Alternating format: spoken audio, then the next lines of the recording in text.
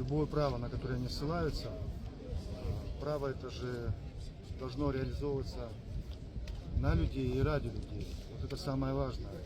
Вопрос перемещения наших граждан, удобство перемещения наших людей.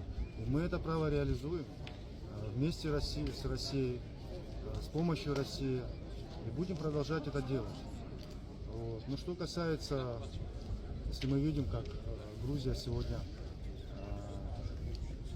пытается в отношении Запада себя вести, ведь есть у них свое суверенное право, где они обращают внимание на зарубежных стран, коллективного Запада, где они ограничивают их принятие тех или иных законов.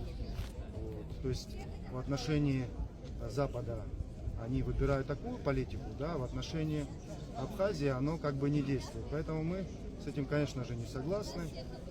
Вот, и будем свое право реализовывать.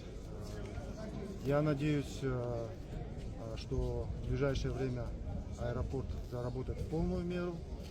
Вот, и количество бортов будет увеличиваться. Хочется прокомментировать еще вопрос безопасности. Здесь реализованы все необходимые мероприятия в плане безопасности. Это в первую очередь. Безопасность здесь обеспечена специальными службами, специальными структурами.